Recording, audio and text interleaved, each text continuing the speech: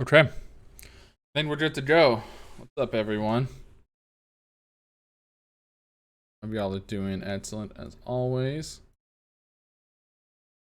Put that on there. We'll have that going in the background for a little bit.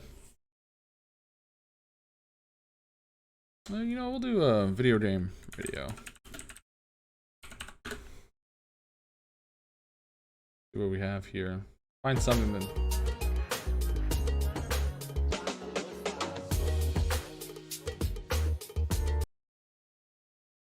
Game radio 24/7 music live stream. Try to find something that we can listen to, right?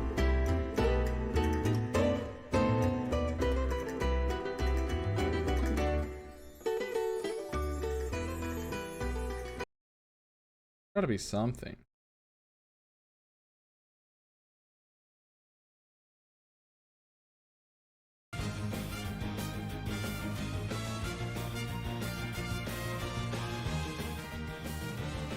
We've got a lot to talk about today, fellas.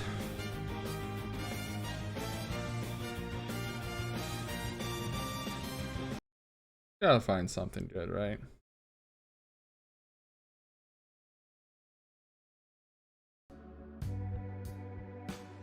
Here we go. DJ Cutman coming through. Let me know if the music's too loud, too soft. But we're gonna be cutting the video today on stream and then going through with some additional insights. So let me go ahead and make sure that everything is set up on this end.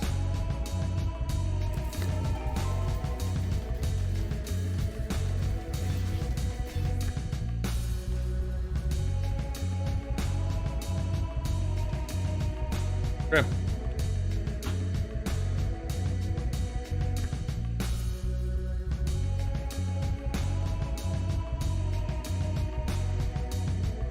Everything seems to be good.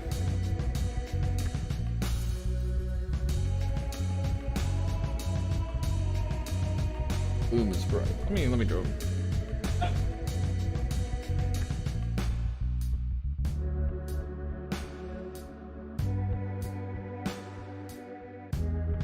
Oh yeah, that's way. That is way better. So let me get ready to hit record.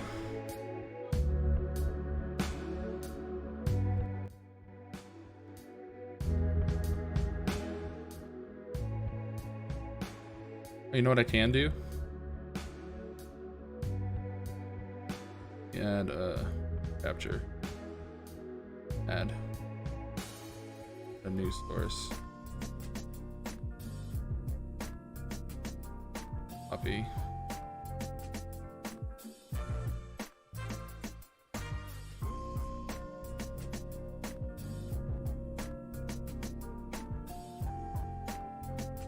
Yeah.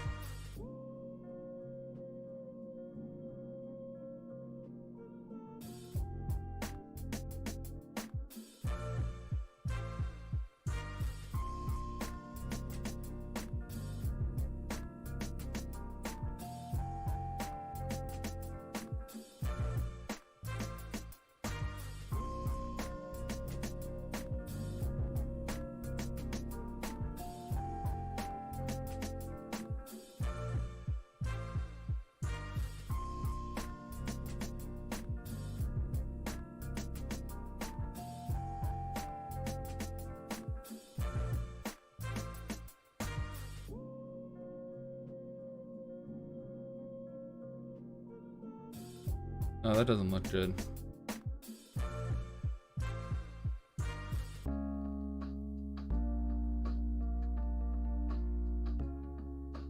That doesn't look good. I don't like that.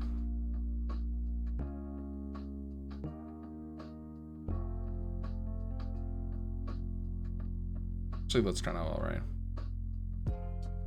Alt tab out of that. Get back here. Yeah, that looks good. DJ Tupman coming in clutch. All right. Close out of that. And we are going to go ahead. I think we've talked enough.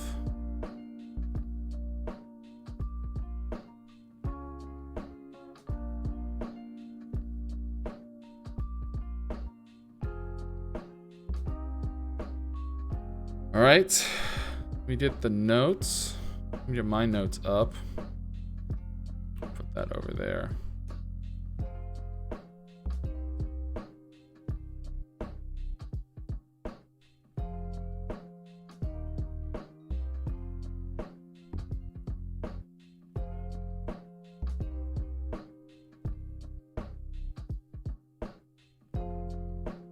There we go.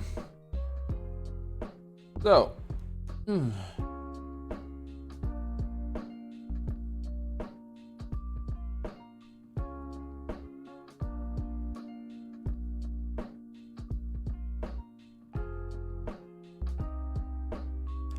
tall do I look if I do this?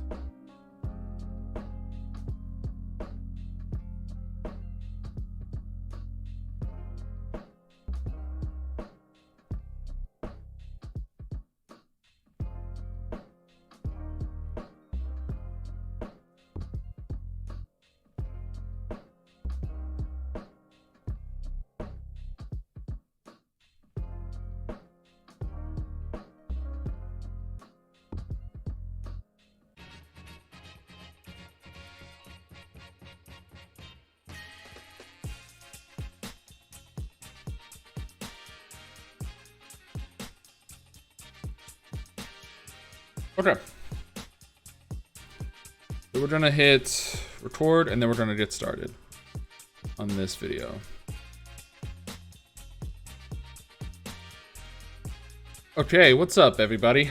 Limey here. I'm just going to make a little bit of a less formal video. You're not as much chopping and editing, but this is a video that I wanted to get out relatively quickly as I feel that it's gonna help a lot of people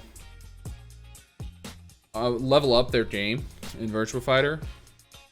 And there's a lot of good footage we have that just came out of last night's tournament for help that. And so today we're going to be talking about some match analysis and then showing an example of how I personally go through my match analysis videos.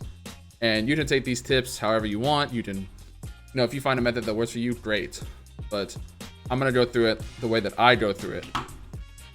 So I went ahead and I did a little bit of scouring. Don't tell anybody, but I went and I found a match that I think is going to be a really good way to serve as an example for how you should be analyzing your gameplay. Hey, what's up, Tricky? Code NLBC VF02.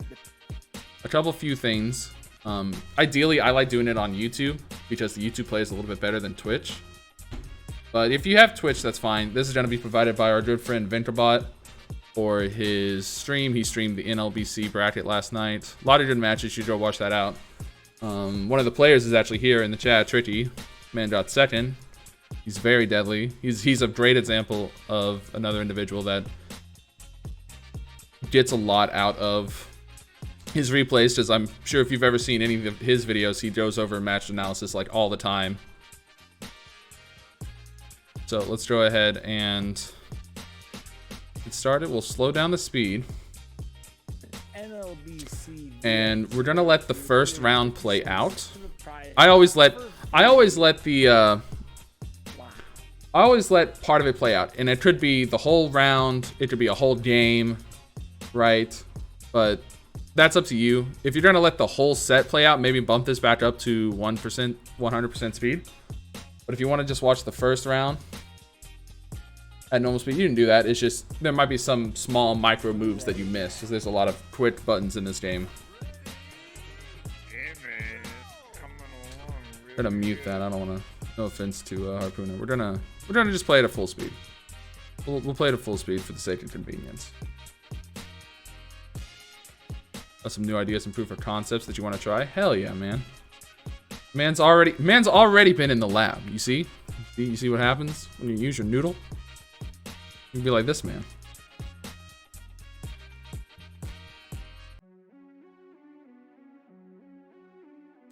So generally, whenever you're watching it for the first time, it is good to make note of moves that you see a lot. So in Virtua Fighter, you're going to see a lot of 2Ps. That's very common. If you see any grabs that occur often, you know, the same animation for the grab, you know, you might want to make a note of that as well. Is another thing you want to look for. Like for instance, you see a lot of 2P into mids that this Leon's doing, and you see that jumping spinning kick Leon does. That's an example of a move that you would take a note of and then go back and review it. And we'll get into the process after this first round. After this first match. Yeah, gotta get strong. Can't stay slacking.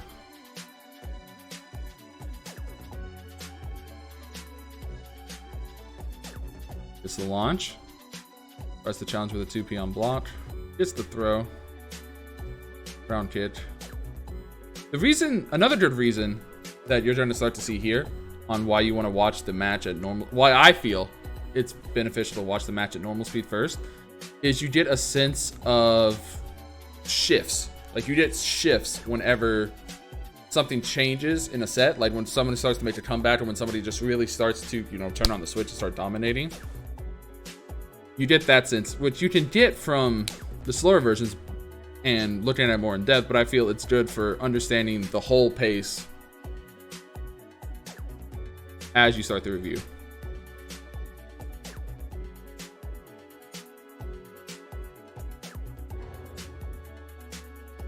All right, we go for that throw again, so we'll make a note of that throw. And then we get the defensive down back P plus K.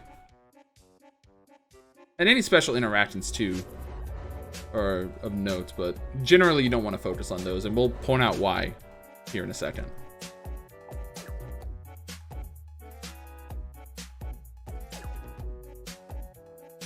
We'll point out why you don't want to focus on extremely unique interactions that only happened once. Okay. So with the first match done, let's go ahead, run it back, and we'll talk about the process. Run it back a bit. Just the playback speed. We're gonna put it at 50%. And then I'm gonna lay out Limey's 4-step program to match analysis. These are the steps that I use whenever I rewatch my matches. And these words for if you win, if you lose, if you tie, if you're watching people that you've never fought, but you just want to see how a pro plays your character or how a pro plays against your character. These work for all of that. So, with that, let's get on to step 1. Quantify the damage. So what do I mean by that? When I say quantify the damage, what I mean is look at what is hitting you the most and how much damage it's doing to you. So a good example from the set we just saw was that throw where Vanessa elbows them 3 times in the gut. That is an example of a move that we should quantify the damage. So when we go back and we watch it, we get a sense of just exactly how much damage we're losing because we don't know how to react to that situation. So that's that damage there, right? I think it landed 3 times. So we quantify that. That's about, you know, a little under half a life bar, right?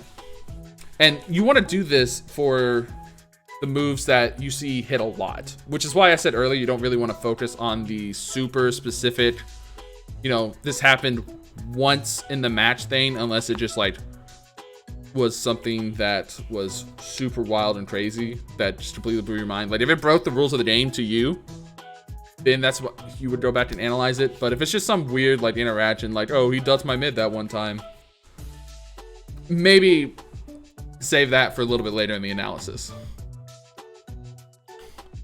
So that is what I mean when I say quantify the damage. That's step 1.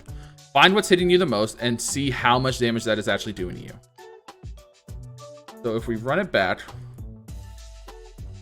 to the start, let's go through and we'll look at this round and see what's causing the most damage to this player. We have a dit jab, another dit jab, a counter hit launch from Leon. We'll make a note of that. This is going to be a lot of the damage. Mid tracking kick, dit jab, extension on the kick.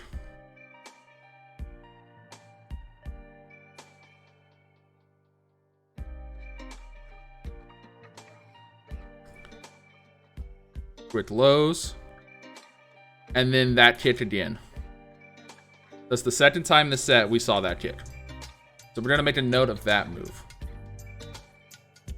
And when we go here, ignore the Mapo Tofu recipes. Once we have that, we saw, you know, that those kick series, that kick extension, and then that kick right there at the end, and then the counter hit launcher, those were the big things to take away from this round. And so, what we want to do is we want to move on to step 2. And what is step 2? It's the step most people jump out to right away. Study the move. This is usually where people start with match analysis. And I don't think that's a great place to start because you're just going to be picking a random move that might not have been really that big of a deal breaker in the actual set itself. Is you know, it might just stick out. You're like, oh, I can't believe I got hit by this thing. When in reality, that thing hits you for damage, but probably not as much damage as if you had just kept eating elbows to the face or something, right? So we'll say in this scenario, we don't know about that move, right? So we're gonna go through and we're gonna learn about that move together. You don't know what it looks like. Luckily, you can either go into training mode or you can go into vf.com. Has all the pictures of all the different moves, and then you just need to pick it out of the crowd. And this is where you would boot up the game to go along with it. And I have the game booted to show that whenever we get to that point.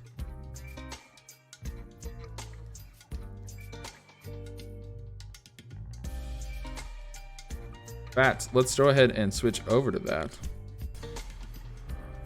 PS4 recording.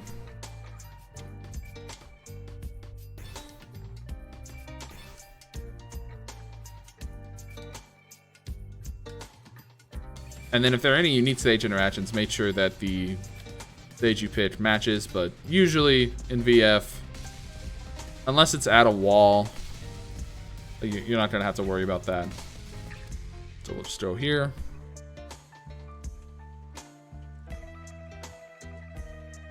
And we'll see if we can find that move. Okay, 8K.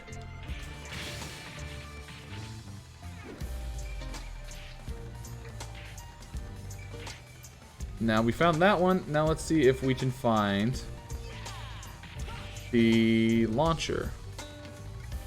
Counter hit launcher that he hit.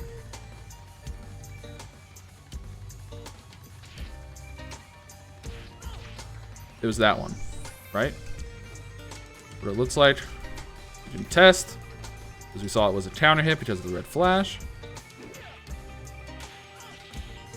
That was it. But now, this is where we study the move. So if we were to study the move on something like this, let's go ahead, and the most obvious thing to do is check to see, well, what is it on block? Right? You set this to block. Minus sits. The mid-high. Minus sits. Second extension is a high for -4. Kick itself, strats to his back. Right? We have this data. This is -8. And then if you have to familiarize yourself with the range, this looked like it jumps based off of the footage we saw in the video. So we know that it probably Tet jumps. Now we move on to step 3. What is step 3? Learn the counterplay to step 2. So, we're here. This is where you actually switch your characters. So let's say in this scenario, I'm the Vanessa player. I'm fighting this Leon. And I want to lab the situation because this person beat me using that hit string and that counter hit launcher. So if I record that, right? I'm +8. But in this scenario, we need to learn everything we can on what beats this move. So we don't, to my knowledge, have any character-specific things like a Sabaki or a stance that can beat this move, right? So we have to rely on basics. The most basic one that you see is sidestepping. This move is linear, so you can track it both ways. Can we interrupt this move? No, we cannot. We get counter hit. Oh, we do. We can interrupt it. So that's something that we learned too. If we eat a dit jab and they try to go into that move, we can beat that. So that's something else to know about this. You have to be fast. What else can we do? Well, we can sidestep it, and we can check to see if they have enough time to guard after it.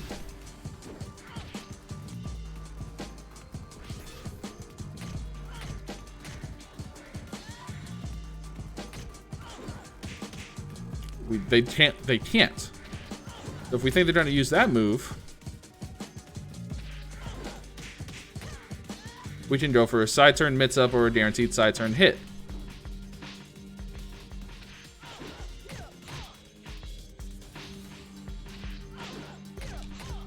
And you want to do this for any major moves that are coming about.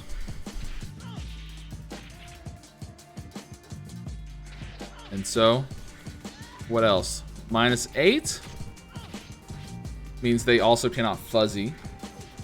So you block it, you can go for your mid, you could go for a throw instead. In this case, this is the forward throw we saw earlier in the match. You can mix it up with a back throw instead. Or you can go for a mid, go for a low. But different things that you want to do. You have the advantage. You're +8. It is very risky to challenge in Virtua Fighter whenever you're -8. So we know that if we just block that move, we have the advantage. Right? We know that if we get counter hit by the move, we get launched. If we get normal hit, it's not as bad. We're -1, right? We still can fuzzy. We can crouch dash fuzzy. We can even challenge against slower moves at that point. So we are learning the counterplay to that move.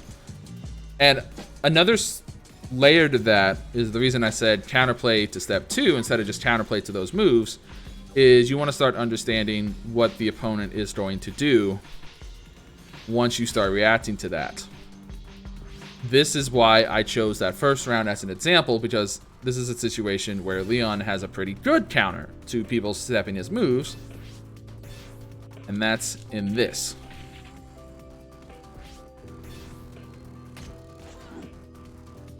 So if they're stepping the wrong way, they'll get clipped and they'll get counter hit. I cannot step towards his front. I have to step towards his back. And the Leon has the option to mix that up. On which tracking move he does, obviously. You know, there's a lot of Yomi layers here. But we don't want to get too deep into that, into basic match analysis. We want to instead focus on the basics. Right? The basics. So, let's go ahead and we'll record the Leon doing 2P into that, having him block. So, he's minus sits. I'm plus sits. That's fuzzy range. That is outside of fuzzy range. He has to guess between a mid or a throw.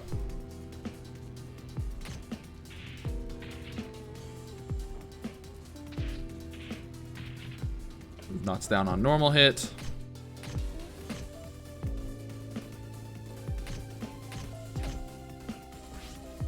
That's good to know. And the move, as you can tell by the symbol, is steppable the other way.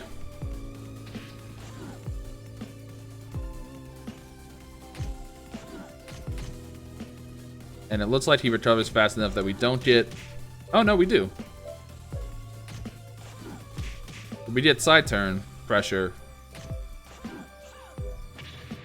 on that. But the other threat, obviously, is that.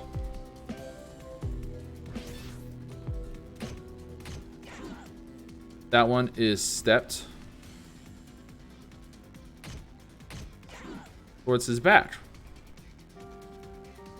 So we know that if we double step, right? Oh, hold on.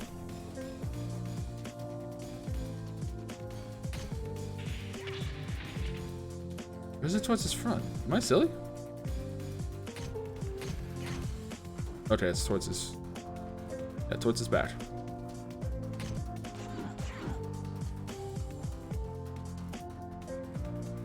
We're going to avoid that. If we get clipped and we step the wrong way, we're going to get launched.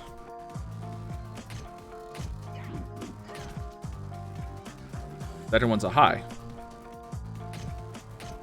And it's +4 for us, -4 for them. They are still within fuzzy range.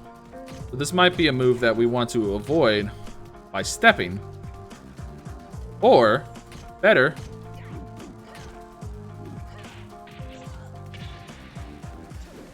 we duck and punish.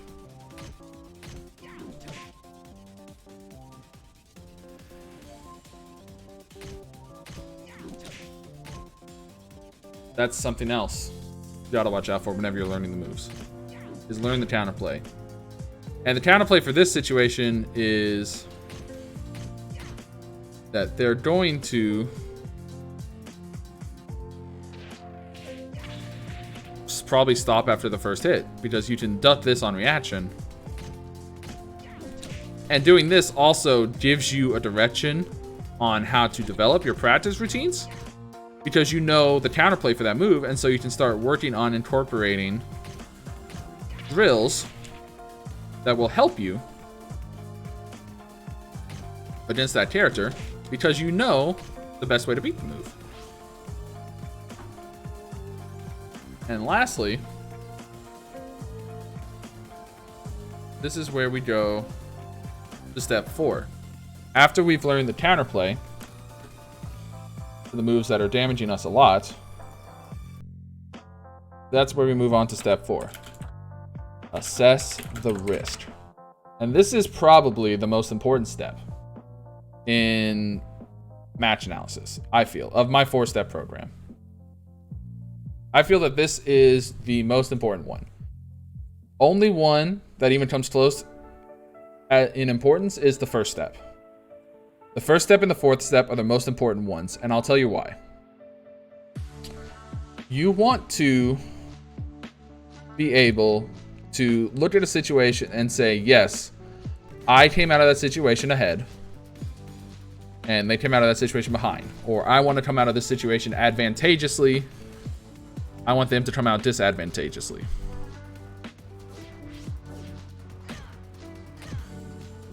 Oh, we set the CPU. Let's find...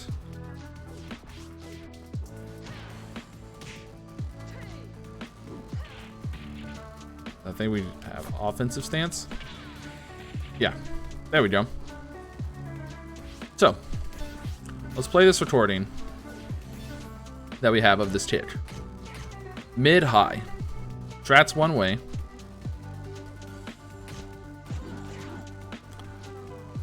Second tick, strat's the same way, but it's a mid-high. What's the reward for him?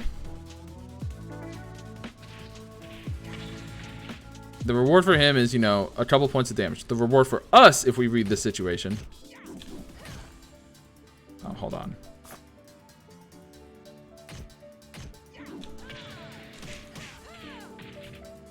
Is way bigger for us if we read that they're going to continue with the follow-up. That's a high. So this is a situation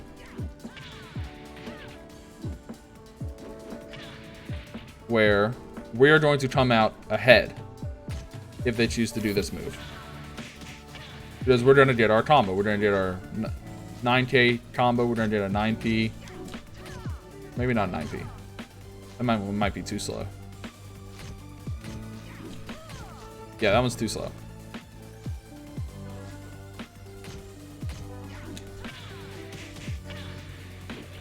So our reward is huge. They did, if they read correctly, they did a knockdown and they just go for Oki. If we read correctly, we get a much bigger reward. Because we did a bigger combo and we still did Oki. So that's why you want to assess the risk for employing all of these strategies, right? You can know what the move does, you can know how to beat the move, but you need to understand where the risk is involved in that.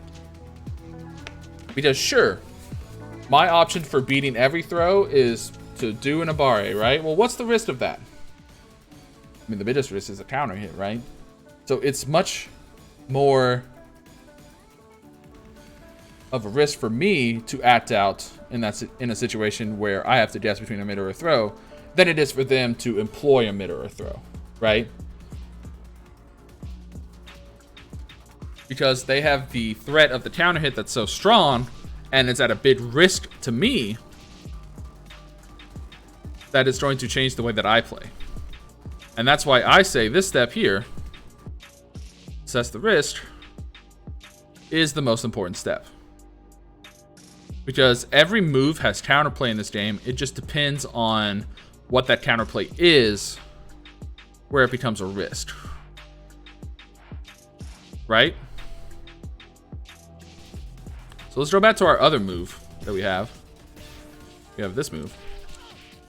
This one. What's the risk on stepping this? Very low. Right? You know, he might get a tracking move. He might get that tracking move that they saw earlier, but generally, stepping, you know, maybe adding in a crouch dash cancel or forward dash cancel, buffering in a throw break, right? What's the risk in doing that? What's the risk in us just 2P'ing them out of it? I'll show you.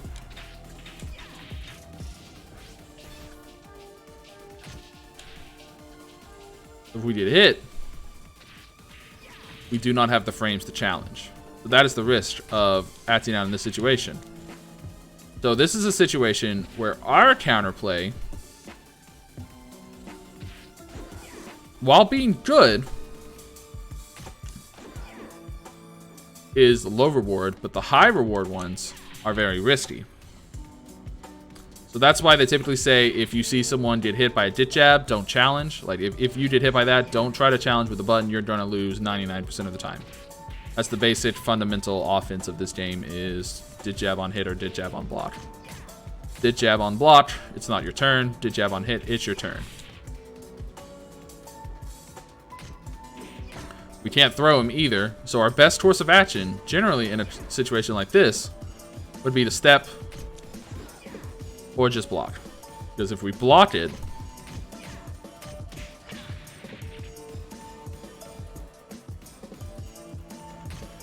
depending on what they challenge with, we could get a punish, or we could be put at advantage. Remember, this is because we don't want to challenge this on hits. Because if we counter hit after that, we're gonna lose. So that's the risk. That one. That's an example of a low risk situation for us and a high risk situation for us. The kick string is an example of the low risk situation where it's very low risk to just duck the second hit because we can confirm the first hit of the up KK. Versus challenging on dit jab on hit is a very risky counterplay because you can just counter hit us and launch us. And you can do this for every move, for every character, for every situation. For every situation, you want to quantify the damage, and let me pull this up so we have a thing. And damage can mean, you know, it can mean, we'll change it to see it, make it better. Quantify the reward. We'll call it quantify the reward. And that could be ring outs, damage, Oki, stage position, anything. Right? Study the move. That could be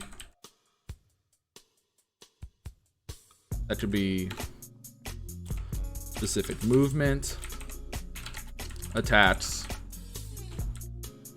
throws, etc. Learn the counterplay to step 2. What's gonna stop step 2?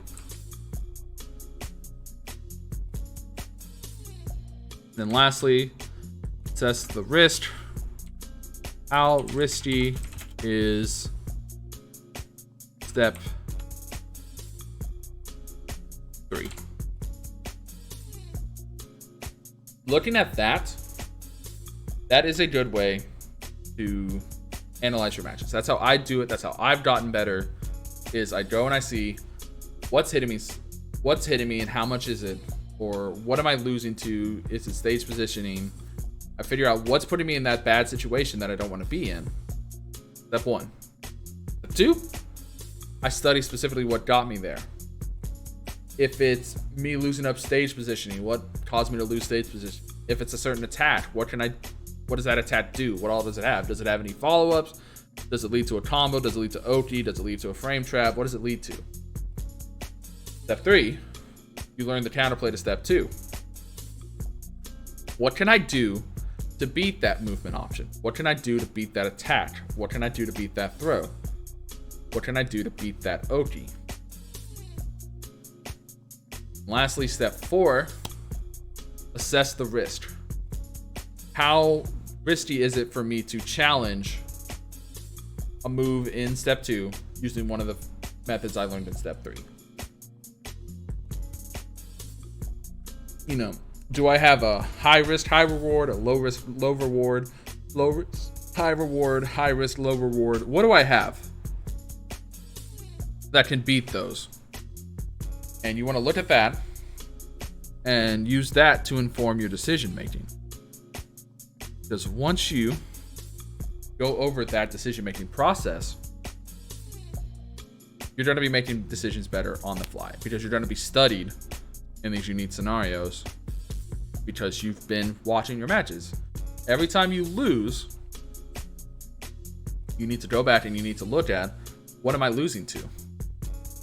And the best way to do that, I feel, is to follow this. Now, like I said earlier, you can have your own method for match analysis.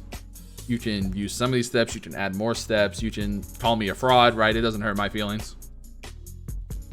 But I feel that successful match analysis involves these core ideas. Why are they doing that move? What does it get them? What does the move do? how do I beat that move, and how risky is it to me to try to beat that move that way. I think all successful match analysis uses that information. So, with that framework and that mindset, we're going to go back. We're going to continue the match analysis for this set. We're going to keep it at half speed. That way it's a little bit easier to see.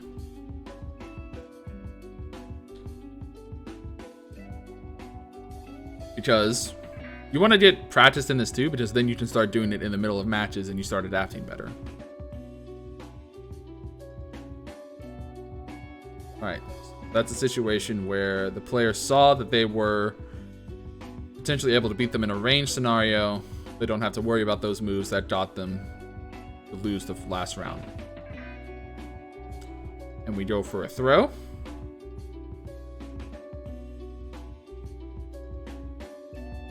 We see what happens here. Notice the player now will block after getting hit with the hit jab. We did another launch. Run that back.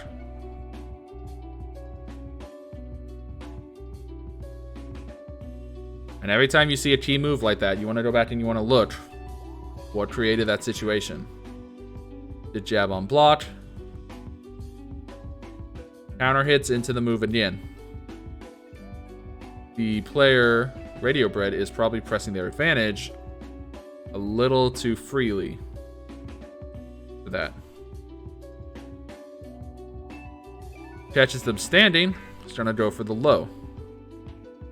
Catches them standing again, goes for the low again.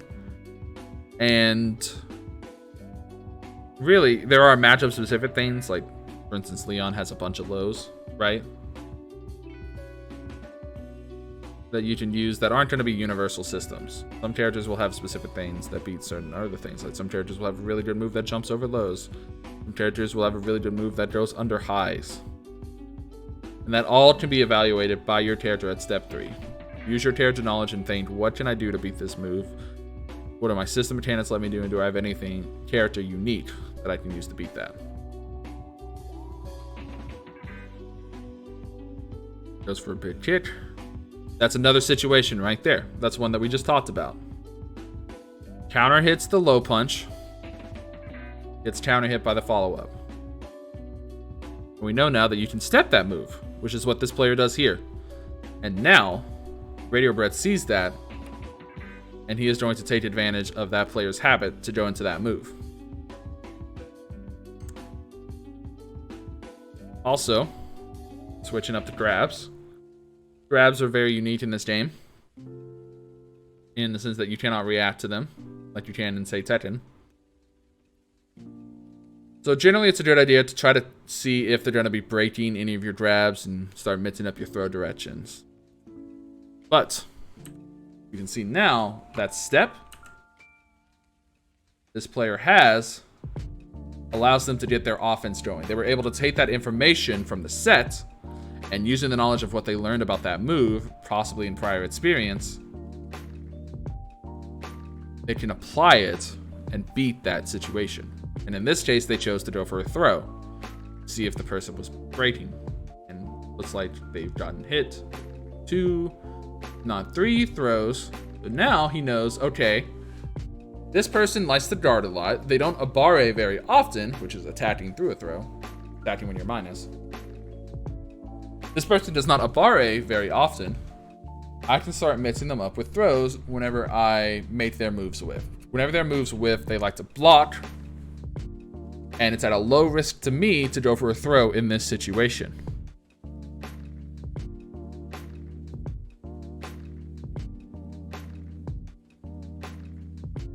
Challenges on her turn. See there, caught him blocking again. And you have to go in and look at, if you're losing to a lot of these throws, the Leon player needs to go in and say, okay, well, what am I losing to? What direction, what throw break direction do I need to guess? What does that move do if I break it? If I start breaking that direction by default, what other throws does that open me up to? It all compartmentalizes and that's in on itself. This is the feint. The jab, steps the move again, goes for the forward throw again.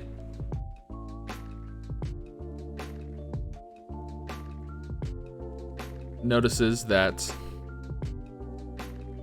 Radio Bread, the player here, is starting to pick up on these tendencies. He knows that that move can be stepped because he's probably experienced it 1,000 times. So he knows if that move whiffs because he steps, he has the advantage. This is a low reward. This is a low risk, medium reward situation for them for stepping that move. And the Leon player is not doing any of the counterplay to it. So if you know that the opponent isn't going to do any of the counterplay, that's when you can get away with a little bit more. And we will see an example of the opponent not knowing counterplay in the next match. And now with this new information, Radio Bread is able to take it and use it to turn what was a 2-round deficit into a lead.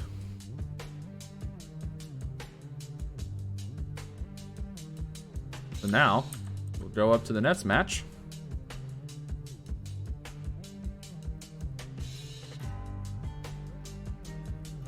And see how it starts.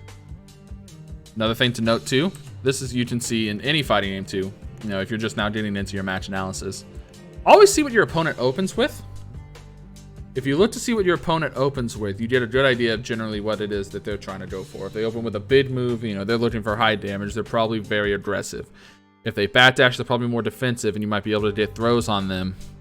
If they challenge with a relatively safe move, you know, they probably play pretty compact, but they want to hold the advantage and that they are probably studied in the game. You can learn a lot from that. Just like you saw here, this Vanessa player backed up. The Leon player saw that, went in for a low, got the hit at the start of the round. Leon player fuzzies to avoid the throw. Goes for that kick again. We know that that kick does on Oki. So does Radio Bread. Radio Bread stands up to avoid that kick. This time seeing that the Leon is out of range for that kick to hit them, they instead opt to get up with the low because they saw that backdash.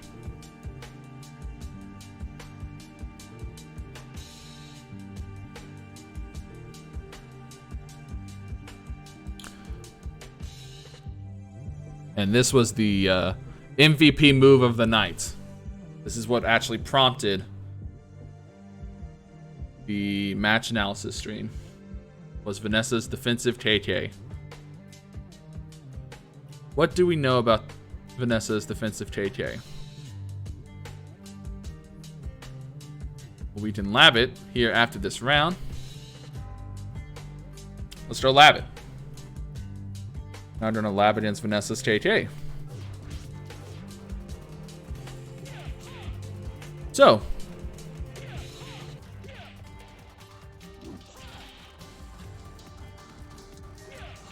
if it hits direct on,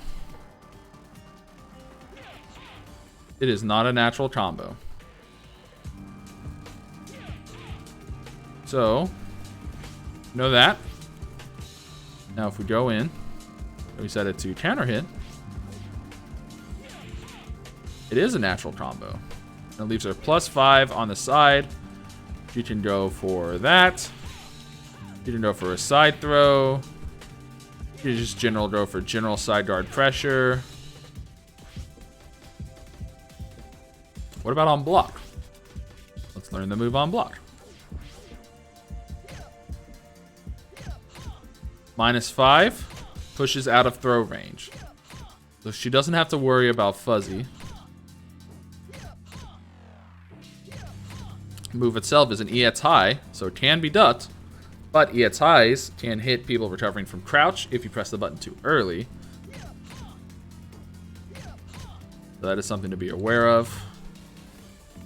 But you have frame advantage, so if you have a long-reaching move, you might be able to beat her if she tries to press a button after that. Now we go in, and we set the computer to Vanessa, and we have her do KK.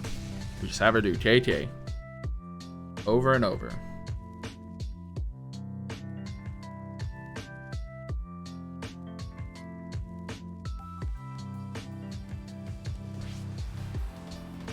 For commands, have her guard. Now she's going to do that over and over. That move doesn't reach. We can see what moves we have that do reach. More importantly, we see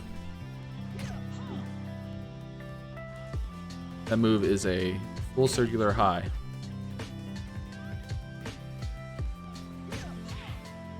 We cannot step it.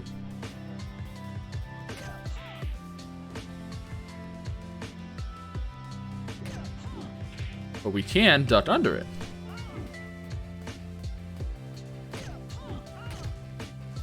Let's see if we can launch it knowing that it's an EX high.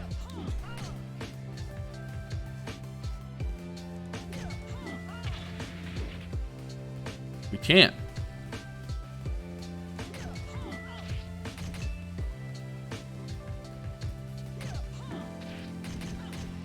We can interrupt it, and we could choose to do low frame advantage, or we could go with frame advantage. We could see if we have something that launches very quickly, or maybe just go for like a knockdown.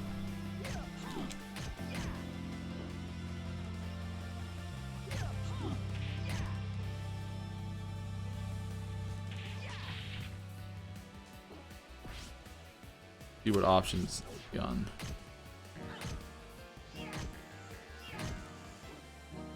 You know, different characters are going to have different options to punish it, right?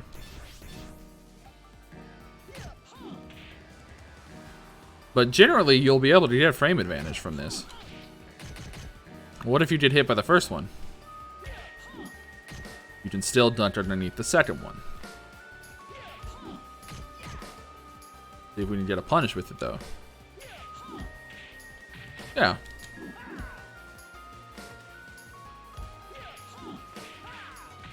So that's a situation where you're going to see this a lot on our stream, because we're going to be going through some other team matches that I feel are very important to view. But you're going to see that a lot. A lot of people that are just, you know, it could be lag, but it could just be unfamiliarity. It could be rust, and they know, and they just didn't implement it properly at the time. But that's a situation where you can see a move that seems invincible. You can learn the counterplay to it.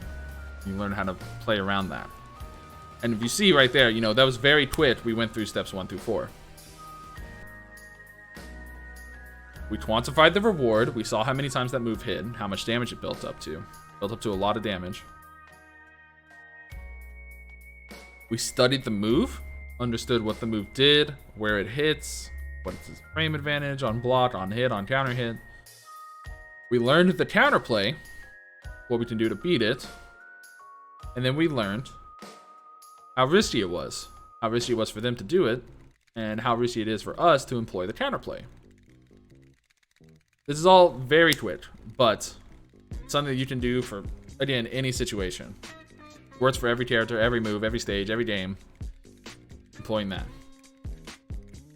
With that, we're going to go ahead and round out the set here. And I want you to try to take away not only the lessons, but how you can use that on a match that maybe you have recorded because you lost. And you lost to something that was blowing you up. And so I want you to watch that with the 4-step program that I laid out and think, you know, how can I employ this strategy towards my match analysis? We're going to let that play out.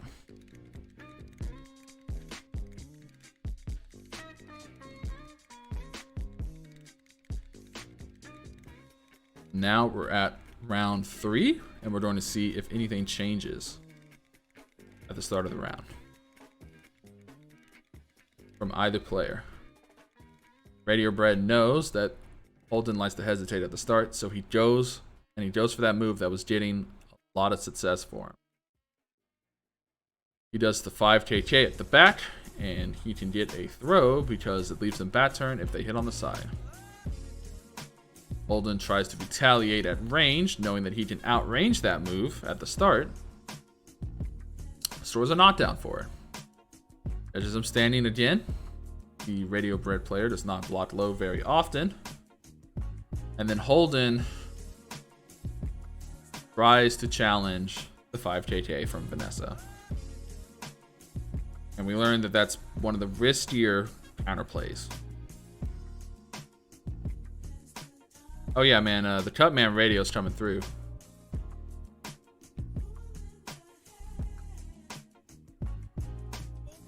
Get hit. Get hit.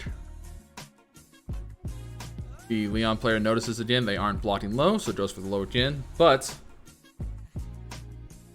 Radio Bread is catching them with the 5KK because the Leon player has not done their homework to understand the move. The Leon player tries to retaliate. Gets clipped. Right, I understand. We're about finishing up with the video. I'll keep streaming, but we're done with the video. And that is the example of the Limey 4-step program to match analysis. Quantify the reward. Study the move. Learn the counterplay. Assess the risk. Thank you guys for watching the video. We're gonna keep going with the stream, but I'm gonna end the recording for the video here. That way, we can get this uploaded fairly quickly for people. So, thank you guys for watching. I'll stay wise. Peace. Okay.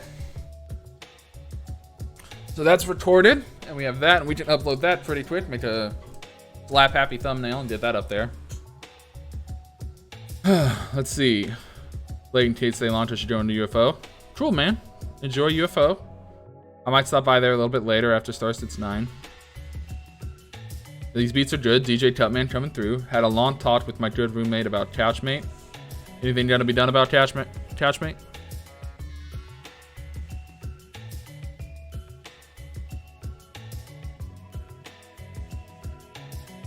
Or is it just kind of a wait and see sort of thing?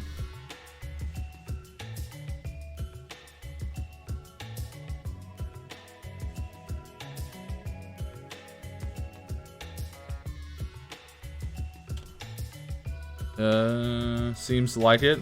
Something's trying to be done. That's good.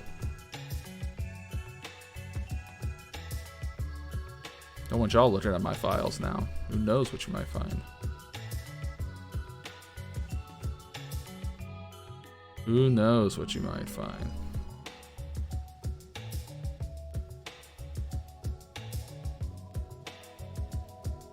Get this video uploaded.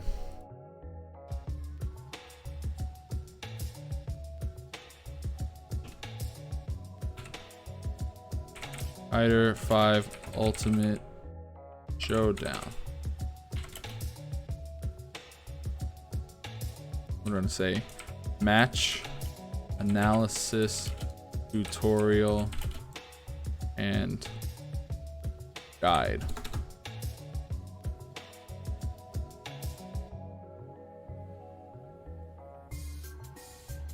Match analysis tutorial guide.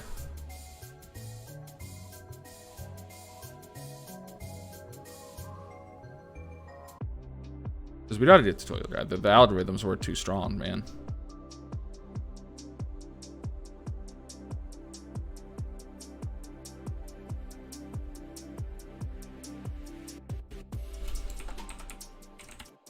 Tutorial guide. How to analyze your matches.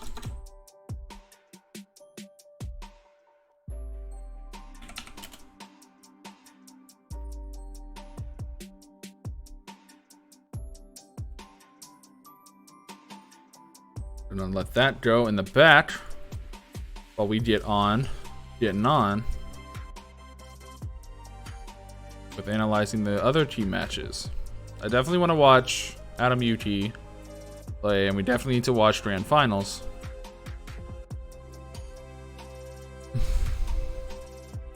And then from there, we'll probably do one or two more, and then call it. Just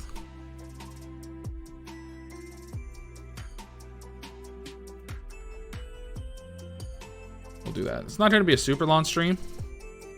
I mean, we're already at an hour, but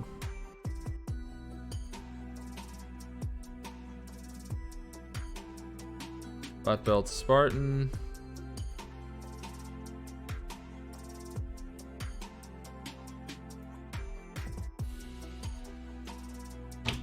This will be a good set. This will be a good one to analyze.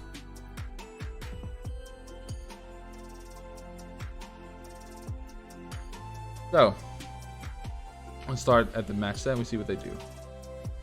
Raw Nuts, the Akira, immediately goes on the offensive. Jadosha, Blau, Dr. Player gets hit.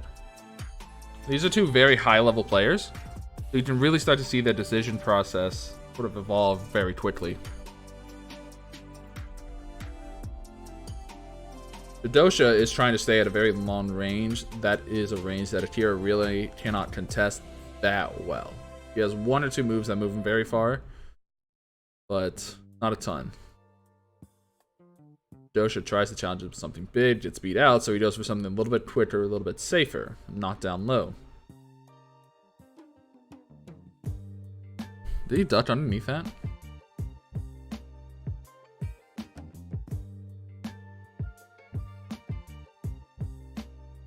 I'm trying to see if he actually ducked underneath that high, because if you reacted to that, holy god.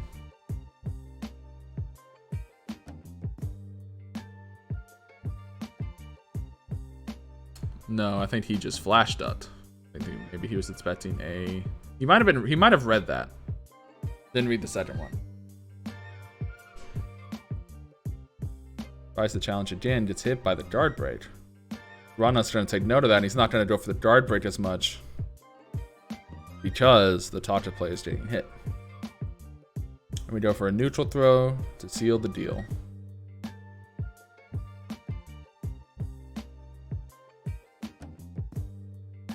Go to the next round.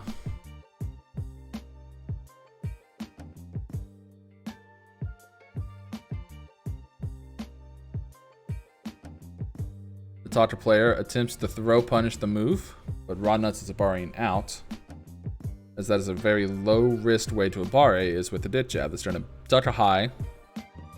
It's trying to beat a throw, and if it hits, he's trying to get his turn back.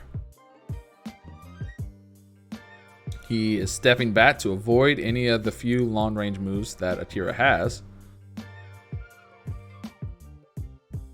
And he goes for that sweep again. Jumps back to avoid the get-up kicks. Ducks underneath the highs again. Get-up mid-kick. Notices the dit jab hits, so he goes on the offensive. Doesn't get the headbutt punish, so he bat dashes out. You're gonna see here, goes for headbutt. Actually, headbutt might be safe. That's something we'll have to learn later. Bat dashes to try to catch the jab, and he gets a big combo. You're gonna see that a lot. Raw Nuts likes to set up situations with a standing jab. So Shidosha, caught on this, is going to try to beat that. But in this case, starting a little bit too long. Knows Akira has a lot of single strikes. And he goes for that belly. And that belly move is going to absorb one hit of armor. So if you have a string, you can blow it up very easily. But Akira doesn't have very many strings. So it's very good against Akira. In a situation like that, where you have enough life to take a hit, and the Akira does not have enough life to have his hit be eaten and then hit by the follow-up. Let's go back and watch that throw again.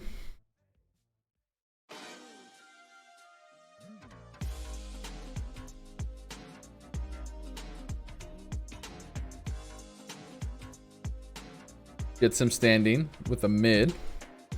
Made some guess between the mid or the throw, hits him with the mid that leaves him standing, and you're in another guessing situation. This JC opted for the forward throw. Try to make him scared. Excuse me. Taka is one of those characters.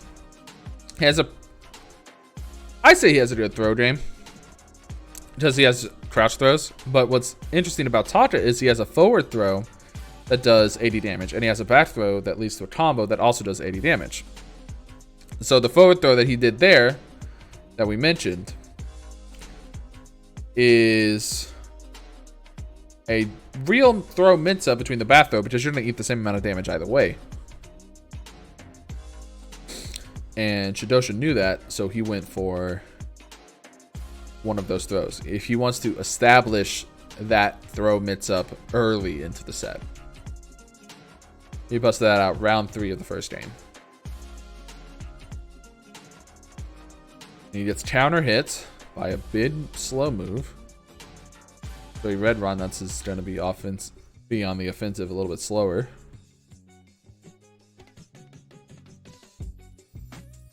These players have played a lot, so you might see some very unorthodox decisions, like why he's whiffing 1P at that range, but there's a lot of experience between these players.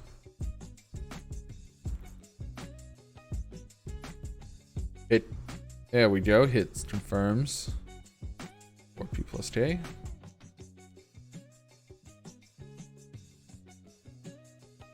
Goes into stance. Gets his plus frames. Catches him stepping low again. Finishes the string. Now Rodnuts is going to need to operate on that information that he just got, that he has canceled the string into the Taichi stance and opts for the low. That low, it's very good. Just talk to plus frames. Oh, too far.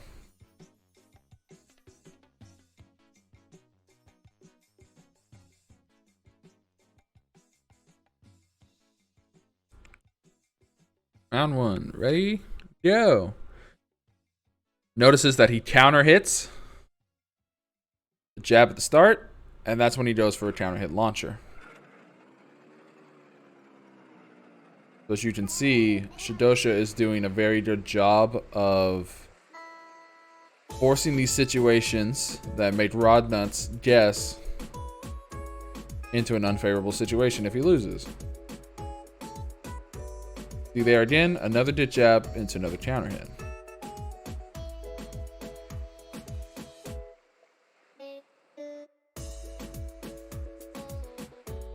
Voids it, finishes the string again.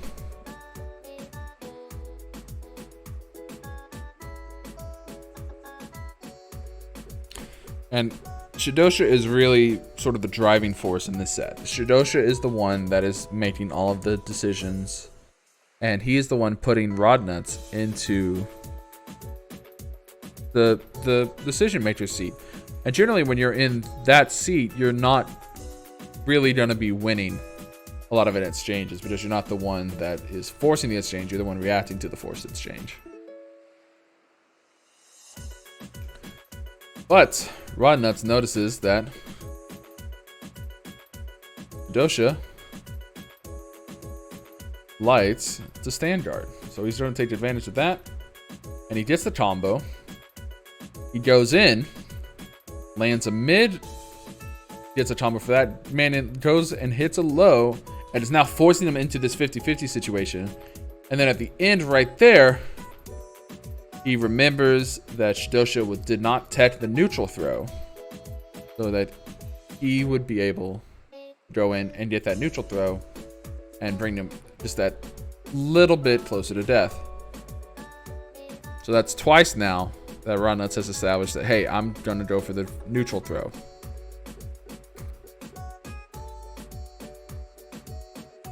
Counter hit shoulder, and now he starts establishing his own throw game. He reminds him, hey, I have this forward throw, it's going to do a lot of damage. And so now Shidosha is now forced to guess, because now he established that he went for the neutral throw. And he knows, okay, he's probably not going to let me go for neutral throw again. Now I need to start getting big rewards off of my throws. So that's why he starts going for the forward throw. And Akira also has a bad throw that he can go for that leads to pretty good damage. Not as much as Taka as it would be other characters, but Still pretty good damage.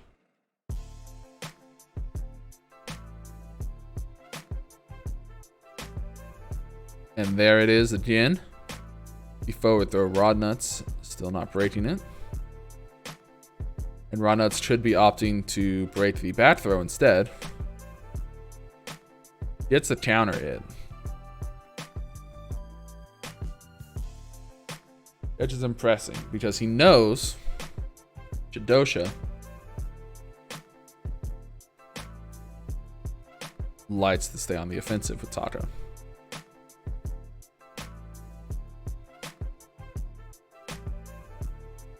Counter hits again.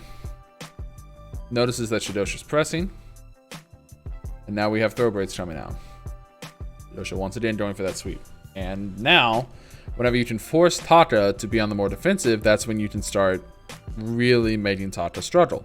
This Taka is all about going on the offensive with his multiple palm strikes, with his throws. Once you get them blocking because they don't want to eat any palms, he has his throw game. He has a few lows that leave him plus on hit. He like his Tai Chi low that we saw earlier. Rodnuts there read that Shidosha was going to do a linear move, so he stepped the direction. And he remembered from earlier in the set that Shidosha likes to block whenever moves are whipped. Specifically, he likes to stand block. So he goes for a high guard break. Situation after that, according to the 214P that Akira did earlier, he knows that once he is hit, that's when he starts ducking. So he ran that situation again. The second time we're going to see an exchange like that.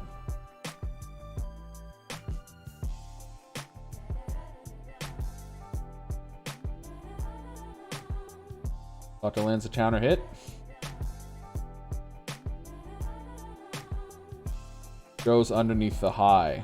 That's just in a situation of moves working out in the way that you don't expect. Forward throw coming out again.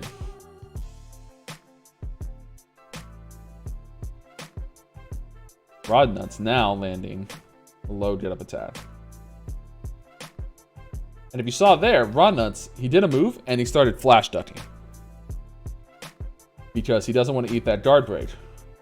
But Rodnuts bats up, lets him freeze, and once he's frozen, goes for his guard break. And that exchange right there was just Rodnuts having the frames. His plus on that, counter hits the elbow, counter hits that elbow.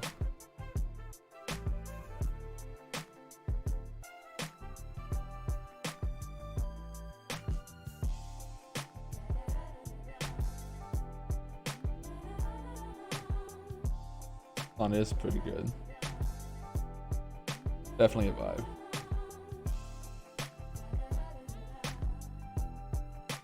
Ooh, counter hit. That was the situation timing. Tets again. Shidosha likes to start default by stand guard. He doesn't fuzzy unless put into a disadvantageous situation. Oh, he goes for the guard break and he lands it again. Shidosha is trying to bait out for the second follow-up that would launch.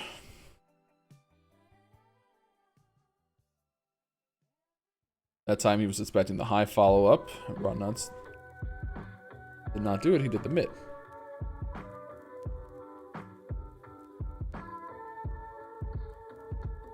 Sidestep elbow pressure. Waits for him to duck because he ducks when he's at a disadvantageous situation. Like being side guarded.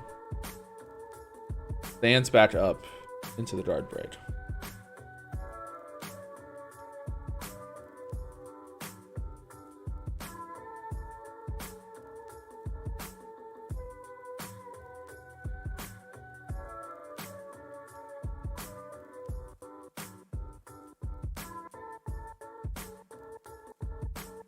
Shidosha lets the string rip to try to catch the sidestep. Jumps over the low get up attack.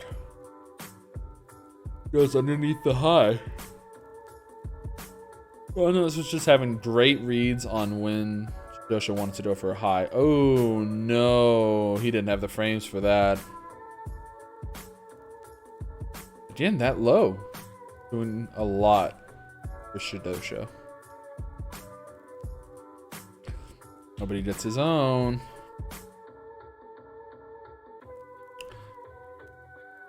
With the information we have provided, we know Shidosha does not duck unless he's at a disadvantageous situation. We know that Rodnuts will most likely challenge with Super Dash Elbow. What he's done at the or with 3P plus K, the low, which are the two moves that he's done at this distance that we've seen. And we also know that Tata is one neutral throws damage away from dying. So we will see how Rodnuts reacts. He backed away.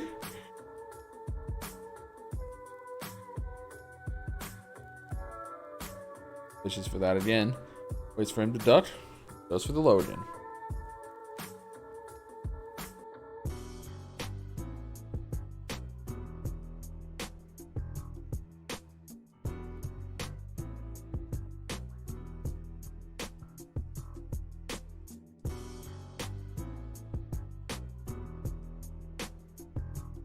And he gets a big combo.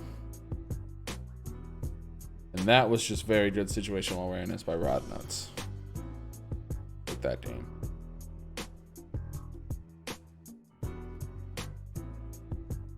Pretty Eileen, we will review him later.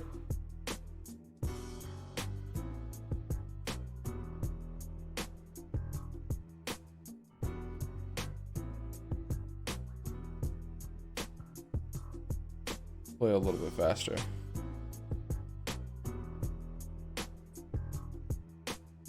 Now we have Radio Bread fighting Adam Yuji. Go versus Jeffrey. Go, a character with very scary throw mitts up in his Utami. Jeffrey, character with bit damage and pretty decent throws himself. So Adam braids the side turn throw. So he knows how to braid side throws. That's information Radio Braid is trying to use. He avoids it, gets the knee. See that we're going to see that stomp into. We're going to see that knockdown into stomp setup a lot. So get ready. Ooh, Radio Braid hits the sits P plus G.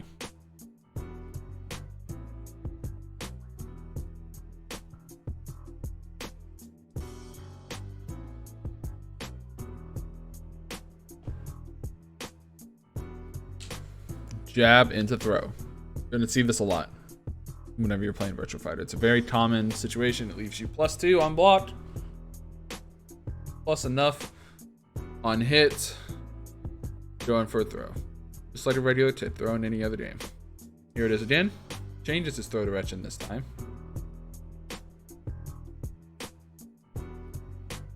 Adam Yuki, prone to finishing the sits PP string. Radio Bread knows that. Gets the punish. Now, Mewtwo needs to be careful of finishing that string. Jab. Reads the duck. The Adam Mewtwo gets the hit. That's why he goes for the mid. Follow up because it can't be interrupted. Goes for an elbow. Counter hits that. Tries to go in for a throw to bait them darting. Radio Bread is going to fuzzy him. So he knows that Radio Bread likes the fuzzy.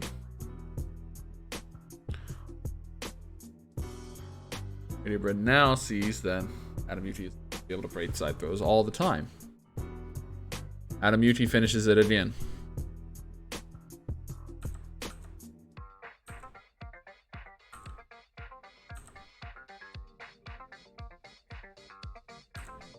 Now with that information, game 2.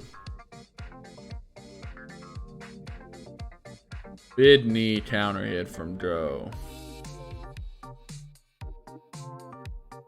Oh, he gets the bat throw. That's gonna ring out. Now Adam Mewtwo has the information. He was able to take that disadvantageous situation of being against the wall, put it towards his advantage because he has very good stage awareness.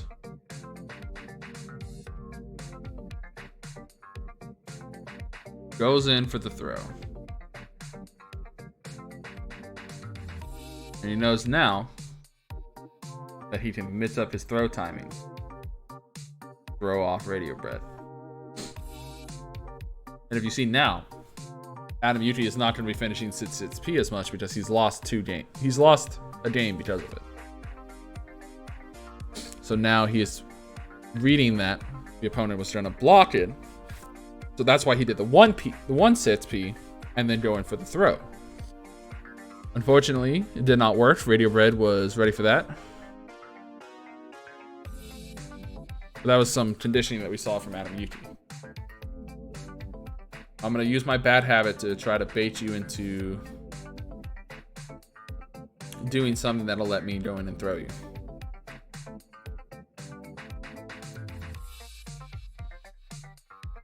Throw breaks. Now Radio Bread is going to keep breaking the same direction. Changes it up.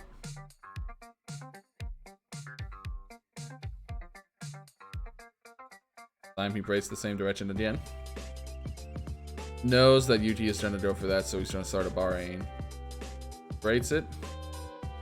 Blocks. Gets the frames, knows he likes to wait for him to do something, because how many times did he dip jab into a mid? And Radio Bread knows that he's not supposed to challenge it. So he saw the counter hit, knew Radio Bread was trying to say, hey, I shouldn't press a button here because I'm going to get counter hit for a ton of damage. That's why you went in for the throw.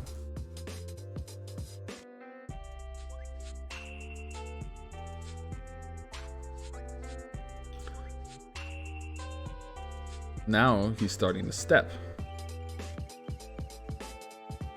It's the throw. Boom. Donkey damage.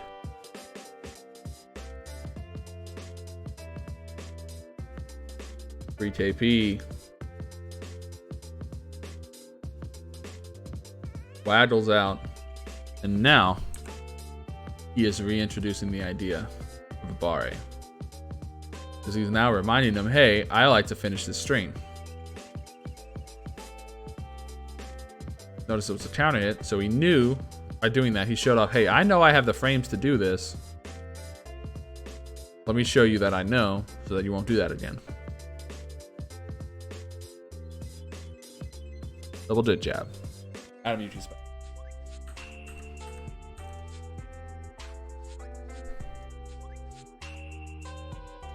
Now we're bringing out Big Hammer. Tries to catch him with an OT setup. We're not going to use that again since the player knows. Gets the mid counter hit that he was looking for. Throw breaking again.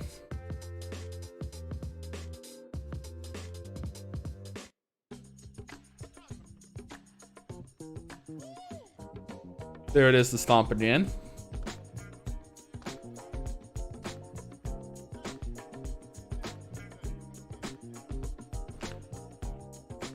Radio Bread takes it up, game 1. It's round 1. Game 3.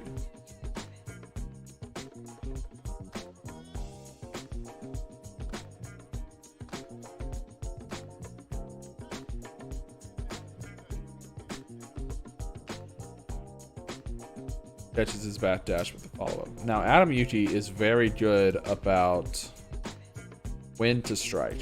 He gets a lot of counter hits on situations where it's surprising. And a lot of that is because he's been playing the game for so long, but a lot more of that is that he has the situational awareness on reading tendencies. So tendencies for this Joe doesn't block low very often. Joe does not challenge in great spots. So he knows that he can fish for these counter hits in situations where the Doe is minus. The Doe likes to press when he's minus. He likes to abare. Get the stomp right there. Another perfect example of what I was talking about. The Doe likes to abare whenever they don't have the advantage to do so. And so now he is playing a lot more compats. He's saying, hey, I know I have the advantage. Let me go in and do something that's just going to give me more advantage so I can stay in this forever plus frame situation.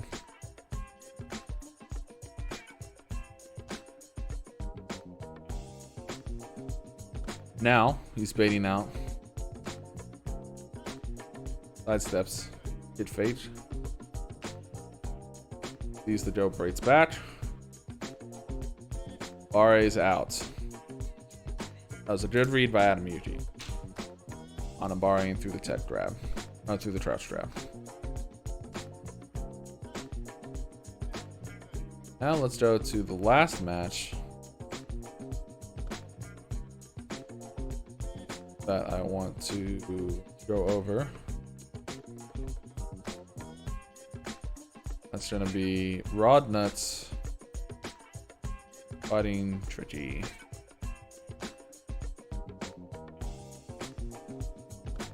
This is a long one, a lot to unpack, so let's strap in.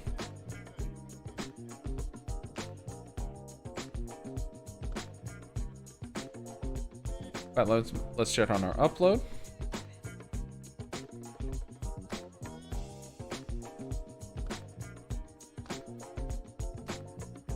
Where's my cursor? There it is.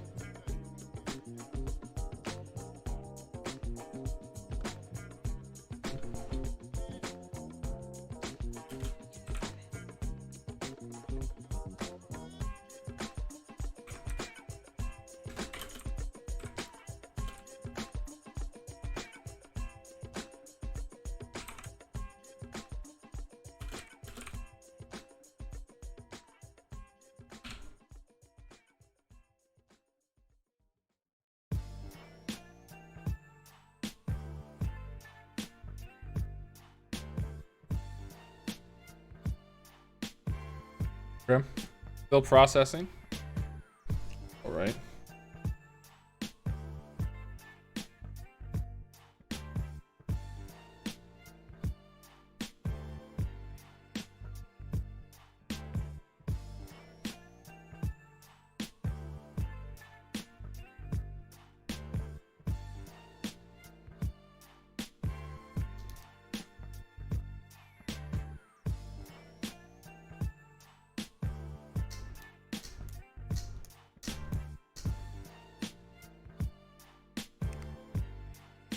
Catch up on this.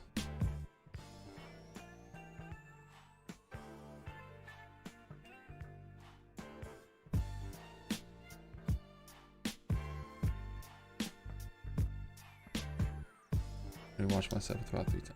I've already watched myself.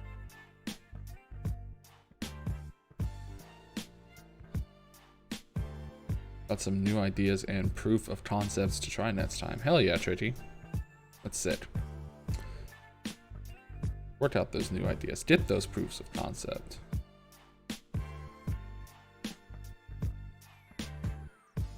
So.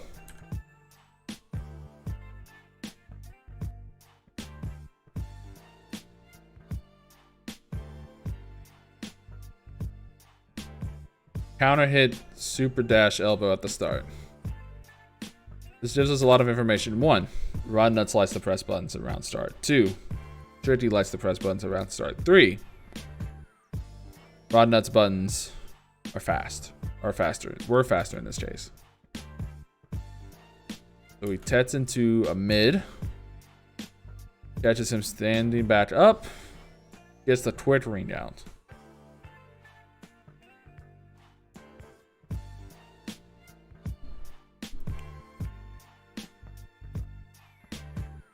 We're gonna go to round 2. He presses a faster button this time to try to beat him out.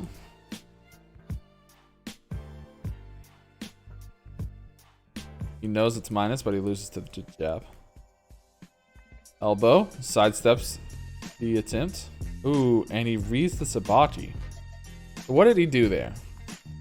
What did he do? He did mid. He did low into high. He did the high Sabachi. Back all 3. We did dit jab into high jab. So what does that tell us? That tells us that Tricky likes to keep his frame advantage. Likes to keep his turn against Rodney. Catches him with a step, with a tracking kick.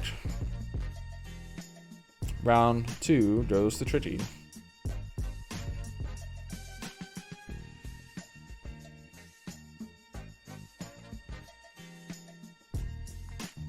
Again, he's playing in a way that he wants to keep his turn as much as possible.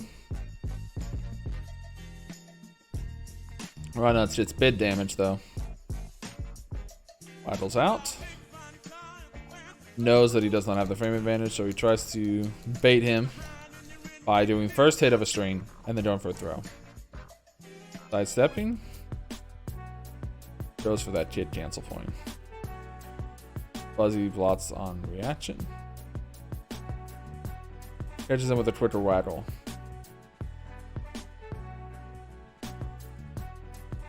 So this situation right here. This is a situation you see a lot with Eileen players. Is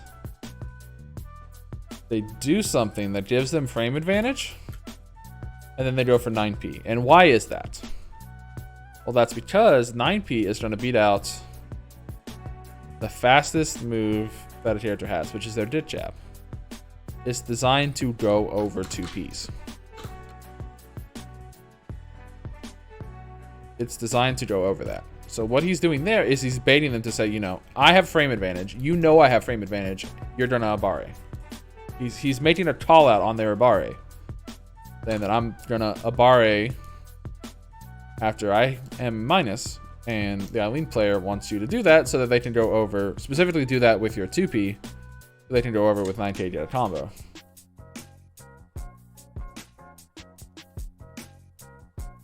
Blocks away, dots the high kick. Goes for the cancel, and he just finishes the string anyways.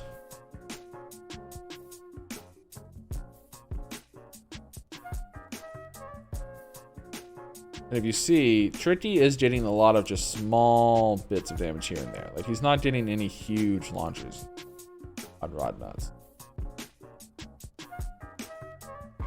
Whereas Rodnuts has landed a few launches a few times. B plus K. Oh, and there's a launch. Oh, but he drops.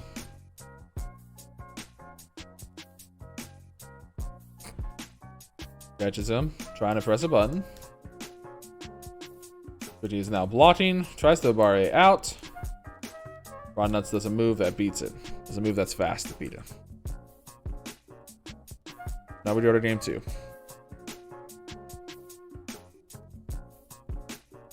Punishes the Yoo-hoo. And there's another situation at the end. 2p into 5p. Pretty loves that in this matchup so far because it's going to try to keep him at frame advantage. Side throw. Sidestep. Massive damage. That's just... Hey, sometimes that's a Tira, man. Sometimes you get a read.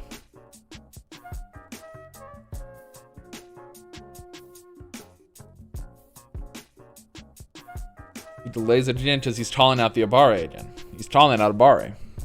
That's why he's doing that. A little risky depending on what you use to call out Abare, but it's generally good to try to use that data to try to call them out earlier in the set. He's only down 1 game, so he has a little bit of time to try to get a read on that. Hit fake. Rod is now stepping after getting hit with 2p. Does not step there. Ooh, and he does the Sabaki again. Because, again, that 2p into 5p. 2p. 5p. 2p. Oh, he's the 2p this time.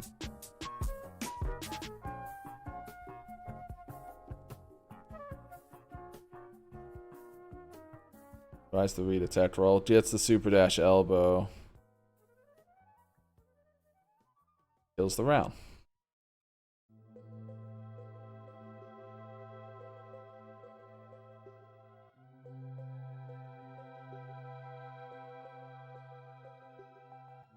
Ooh, big call out by Rodnuts. Great throw.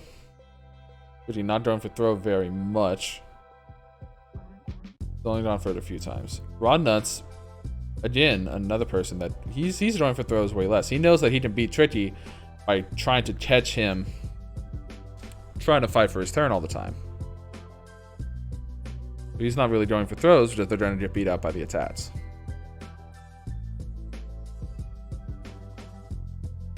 So he is just going to play it very compact. Keep it with the sits P's. Keep it with the 2 P's. And it's working out for him. D plus K. Jab into throw.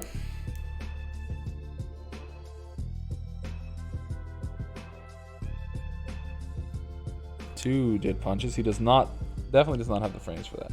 Tries to go for the dart break. It's expecting Tritty to stand dart. Tritty does not. Tritty gets hit. Ooh, big launch from Raw Nuts. He thought it was a similar situation to the one before.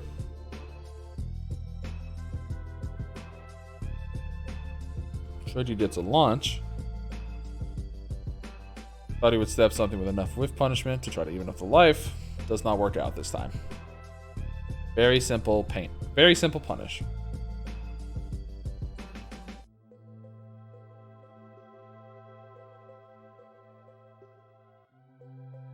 Now he's starting to go for the throw.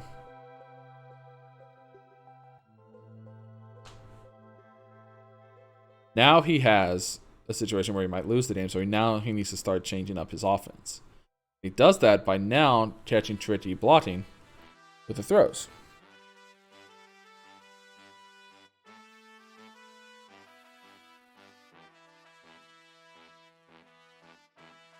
Boom, boom, boom. I missed the launcher for that.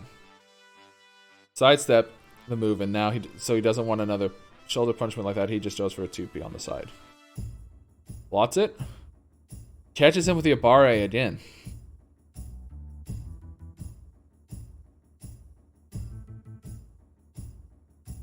Tries to go for that again. Now Tritty is blowing him up for it.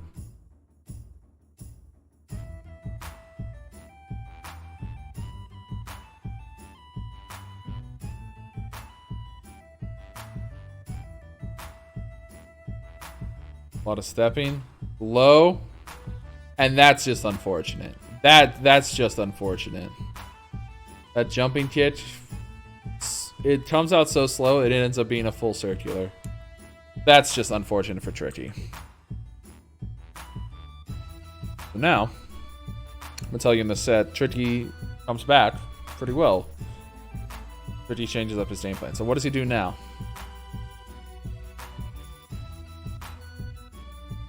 He goes for the simple guard point, or a simple cancel point. Goes for a throw.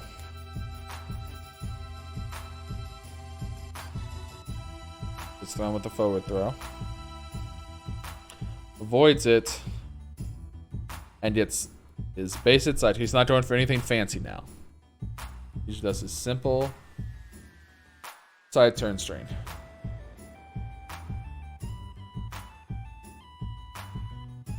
Dash elbow hits.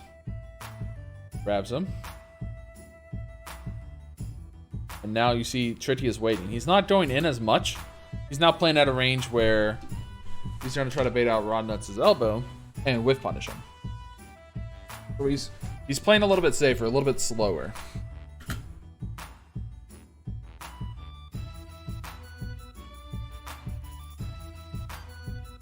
Let's go in for the sweep. Catches him with the fat dash dash at the 4 sits P.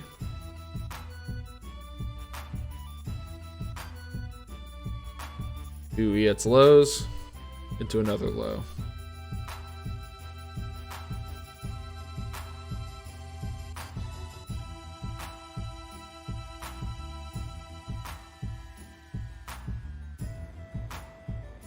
Scorpion tail. Super dash elbow. After elbow unblocked. Again, side turn string. Playing it very simple. He's not going for 2P, 5P anymore. He's now reacting to Rod Nuts' play instead of trying to drive it. And normally, you want to be the driving force in the set, in this game. Because you want to be the one that's forcing him to make this decision. But now, he is playing much more compact. And more importantly, he's stepping, which is one of Akira's big weaknesses.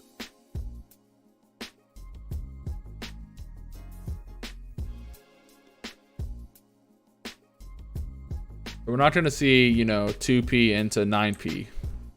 Again, we're not going to see 2p, 5p, 2p, 5p.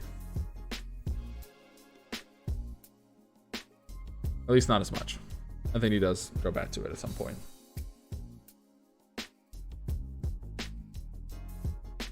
Jab at the start and then goes for a throw. This time jab into mid.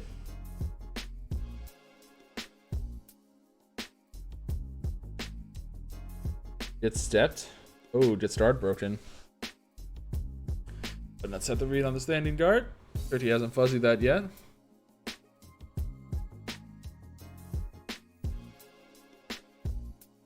He catches the tech roll.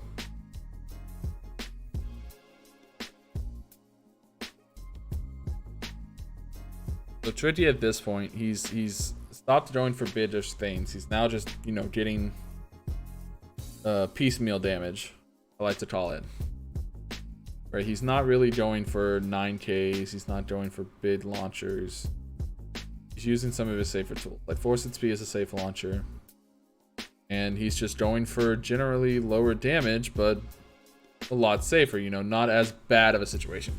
He's using moves that are not going to put him into situations where he cannot fuzzy, where he's out of defensive options.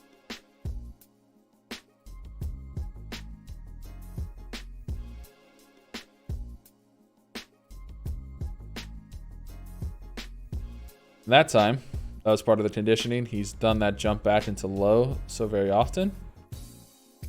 And now he's trying to go for the mid.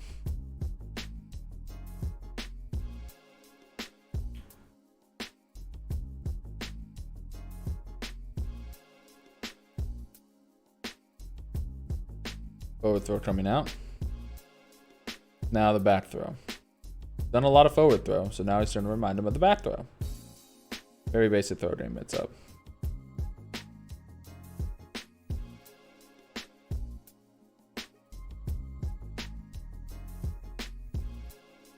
Ooh, and see, he tries to revert back to that 5p, 9p thing. Rod Nuts gets the parry on him for it.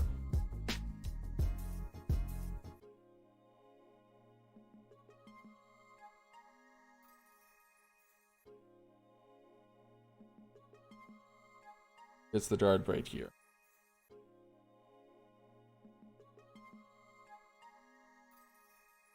Ricky, if you're still here, feel free to, you know, let me know if I'm completely off base, or like if, an example of like a proof of concept that you want to show off.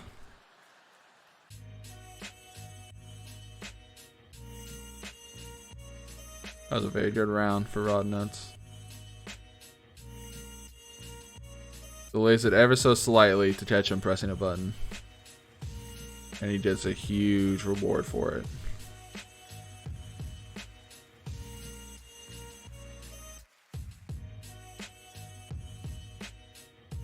Gets the elbow. Tries to a barre out.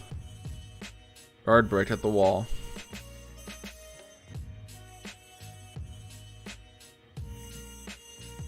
Ooh, and he gets him.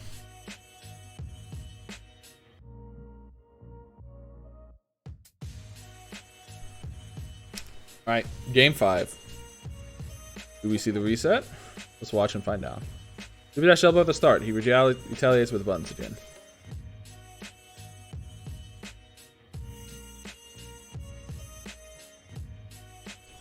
If you see too, Tritty's not doing as many 214p cancels. Because they can be dut. And Rod Nuts, you know, he's trying to stay out of range where 214p isn't really going to do him any good. But he gets a whiff punch on that kick. BK. Tries to take advantage of the frames.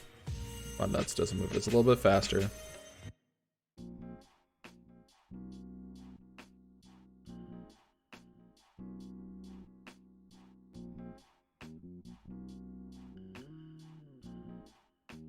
Gets bid combo. That was a mid guard break. Did there. The reason he did that one is that he was trying to catch them. It will do decent amount of damage if it hits the crouchers, but more importantly, it's a guard break that cannot be dut. He gets the P plus K. He gets the PK, which is all you really need at life deficit that great. See, and Tricky now waits it out and whiff punches. He's not going in as much. He's playing a little bit safer, a little bit longer distance. Eileen can outrange him a little bit.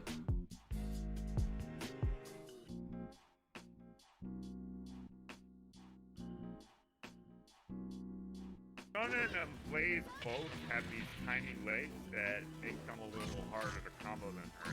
He actually is the most combo. Sidesteps it. He fuzzies. He also says that both her and L Blaze also are both very airborne characters as well with their attacks. So they're kind of in the air a lot. Yeah, you Just can the throw. fly, you can catch them flying and then make them. Yeah.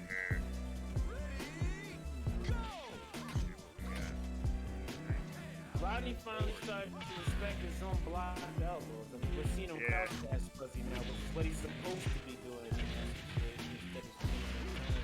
Yeah, because he got thrown like 3 times. Just think about how much more impact an earlier throw would have had. Oh, Could be it, guys. Once again, this is tournament round for Rodney. Yeah. If he wins this, he wins the whole tournament. that 3K is like a god. Dude, so good. Oh, that's bullshit. I hate that move so much. Ooh, knockdown counter hit low. Yeah. That's something they pointed out too, is that he wasn't fuzzing a lot. He's fuzzing this game now. It's actually plus on it's one of the only lows that's plus on normally. I think it's like plus. Not looking good. Oh, here we go. Ooh. Tricky Blizz. Get the reset. Nice block. Good block. Oh, and he gets the flip. He expected him to do a button because he's done a lot of conditioning. He's done that into a different move. Now he's standing, respecting the mid. Now he's jumping and going for Zane. That was so far. Oh, you're not sure if they're here? I was like, he's gonna Oh, your roommates aren't here.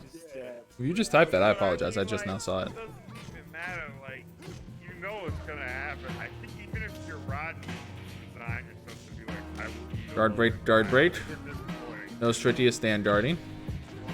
Oh, this could be Stepping it, avoids it. Oh, wait, he didn't get the. Wow. Wow. Sabaki. He called it out and didn't get the Sabaki. That's the worst. Oh, Ooh. Oh my god. Calls him out with a Sabaki. Good games. Let's put the speed back on Good normal. games, guys. Out of this 9K. come on, man. That's not a You fail a bait. Yeah. If you do it just for it, you fail a bait. You have to just eat it. Yeah. Oh my god. Does want to steal time? Yeah.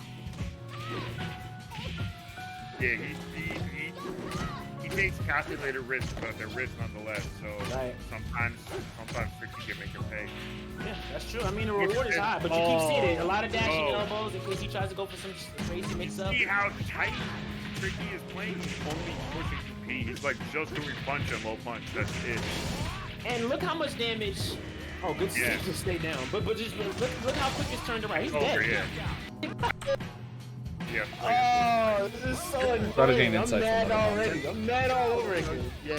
So I just want to hear what they have to say, because I wasn't really listening. Right now, like, as a New York time. Torture Fighter player for the past 10 years, this sucks to play. 2P into 2P into both dashing these guys. elbow. He stole Both these guys, 3 yeah. turns. Both these guys. Now, Rodney. Body check. Oh, Let's no, go. okay. I was gonna say. Now, You better Rodney. send that to the moon. Sometimes you can frustrate Rodney enough that he won't play like that. Like he'll get pissed and then he's like mentally damaged or whatever. But like Tricky will revert to this. But he's when mad, he knows yeah. He's losing. Yeah, he's like, oh, I'm losing. I better just do this. Like no way. Super dashing elbow gets Yeah. in. More Yeah, P's. here we go. Oh no, why would you do that? E plus K. Half circulars, out just boring stuff. Yeah, there it is. And then to get hit by, look how much health. Just one dashing elbow. Oh yeah. Whoa, here we go, Chansu. Alright, gets away. Alright, it's coming. Dashing elbow's coming, if not one P. Okay. Yeah. Oh no! Nice. Oh my. Dashing. Ooh, patience. There's the side step. That jump. So long. Jump And shit's it so really fucked up, isn't dude. Tricky's fault. Again, like you No. said, the jump kick takes so long to activate. Yeah, You fail a bait. yeah. If you do it just fair, you fail a bait. You have to just eat it. And Yeah, Tricky you was have to doing eat it. everything right until Yeah. that point. That's pretty Yeah. smart around Uh, us. Bad. The thing is, you see though, when the two players are playing like this, like I don't want to lose, like poke, poke, safe, safe, poke, poke Yeah. style.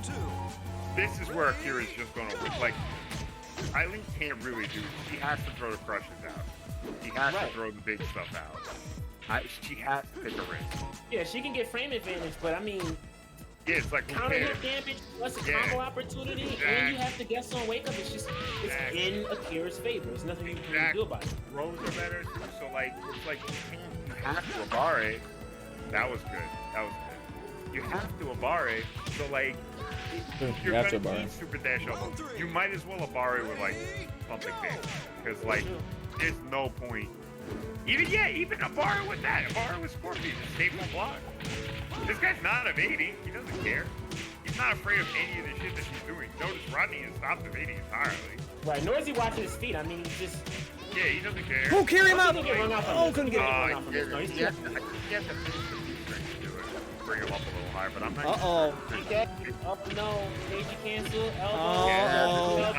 Oh wow, there you she go, there cracked you and go. still won. There you go. Okay. Tricky's on the board. That's 2-1 for Rodnuts right now. Yeah, it's not bad, not bad. He can make it. He can definitely make a comeback. He's Right. gonna have to throw more risk out, but I think he's good at it. A style like this, eventually Rodney is going to be a little bit more aggressive. I mean, he's still going to keep it very simple, trying to steal a turn. We saw him do dashing elbow into dashing elbow. Again, he's stealing turns. Yeah, This is working.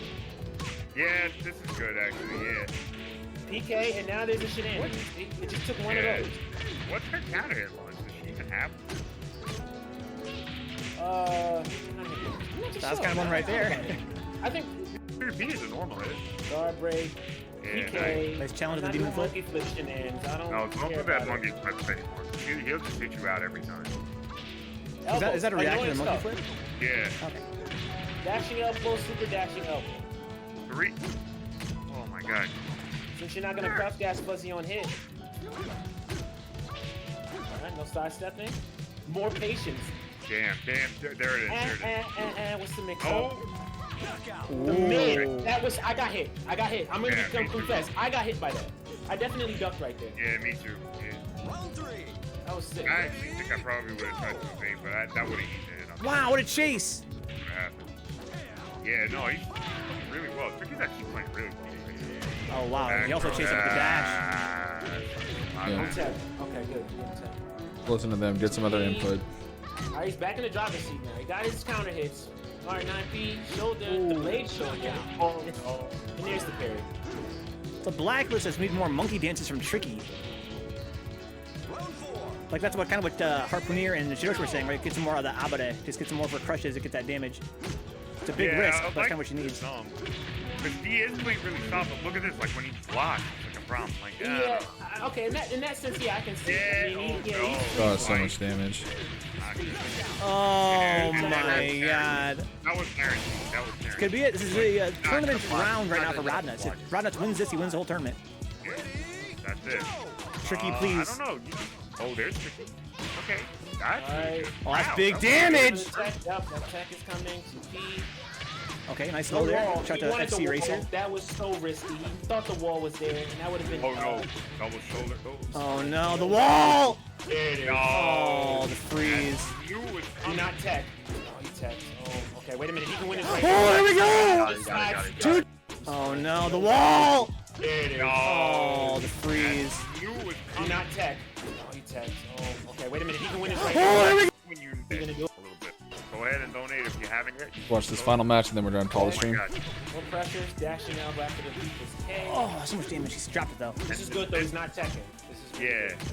good. This is so rough too because like she's gonna go right over that baby wall like it's not even there. Yeah, 'cause she's a floater, right? Yeah. PK. Like it's really ring outs are really only very dangerous for. Go punish. But, oh no! I wanted to see a grab. Yeah. That was minus I love- 15, right? Yeah, he Yeah, should've that's punished. but he didn't block it. That's the thing. He didn't block it. Yeah, it was just a So whiff. he should have whiff punished it, but like it's hard to whiff punish when with that. Yeah.